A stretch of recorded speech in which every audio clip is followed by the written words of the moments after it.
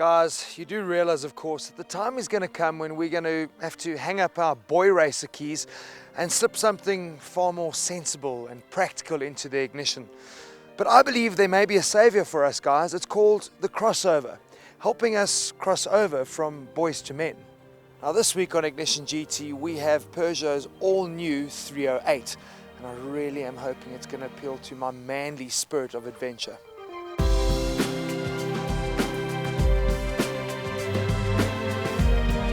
Well, crossing over to manhood seems to be taking its toll on Marius's brain, like the fact that he is actually driving the 3008 or 3008 and not the 308.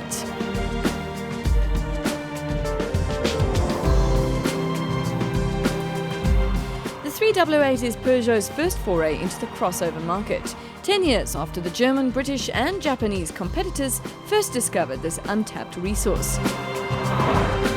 You could argue that they missed out on 10 years worth of profit, but being French, they would probably just tell you they were being fashionably late. At least this Frenchie was worth waiting for.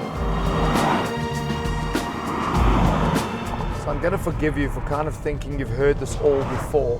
Crossover, something unique, capturing the essence of MPV, SUV.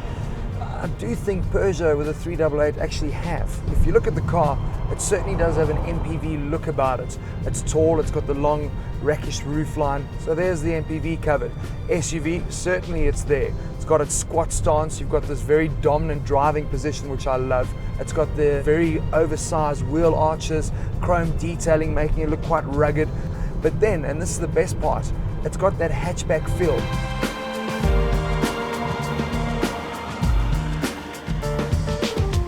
Very luxurious when you get inside it. That level of comfort is incredible.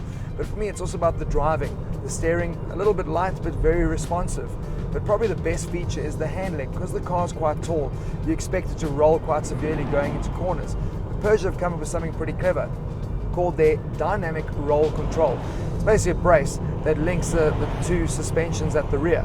So in actual fact, giving you a third type of suspension. So as soon as you pitch it into a corner, that just braces and ensures the car doesn't roll excessively.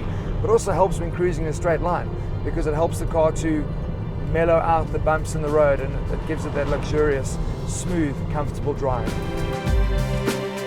There's a standard 1.6, there's a 1.6 turbo, which we're driving in at the moment in the executive spec, and there's a 2-litre diesel. I must say the 1.6 turbo is just supreme up here in Gauteng. It's responsive, it's sporty, and you're obviously getting the fuel efficiency out of it as well. 3 specs, comforts, premium and executive. We're driving in the 1.6 turbo executive. A couple of nice touches with that.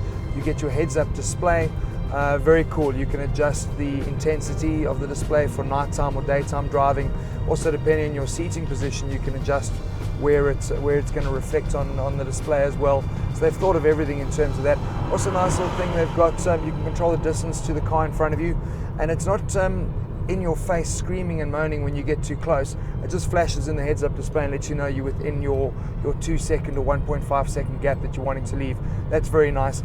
In terms of the back as well, I love the fact they've got the split-level tailgate, so it really does give you that SUV feel as well. The actual boot itself, 512 litres, which is plenty, but they've actually put in a little sliding-out load bin as well, and that little load tray can be levelled at 3 different tiers, so you get splits between 25 at the bottom, 75 at the top, right the way through to 75 at the bottom and 25 at the top. So there's a lot of practicality and functionality that's been thought about by Peugeot when putting the 388 together, and I think that is what people are going to start enjoying about these sort of cars, that you've got the hatchback drive and the feel, but you've got that functionality.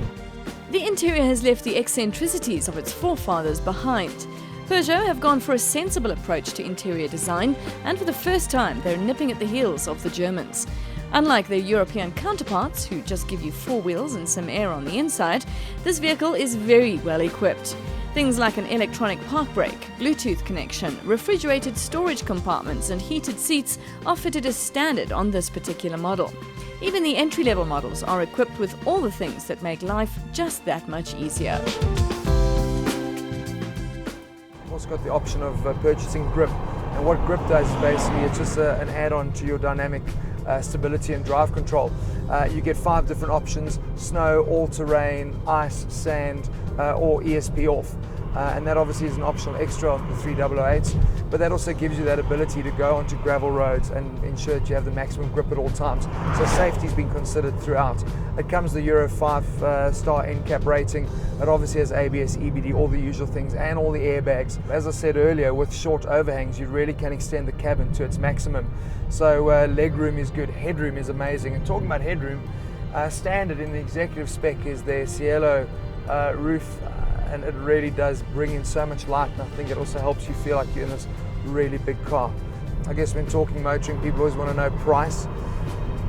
Fairly competitive, I think, starting the entry level at about 250 grand, and the top spec, the one we're in, just over 300,000. The diesel top of the range comes in at about 325,000. So they are competitive, a lot of fun to drive. I really am enjoying it. I don't feel like a girl driving it, and that's a problem, because Peugeots for me are always such pretty cars. Their styling and their lines, and maybe sometimes for guys they're too pretty, but I think this is going to appeal to that rugged, adventurous spirit that guys kind of cling to.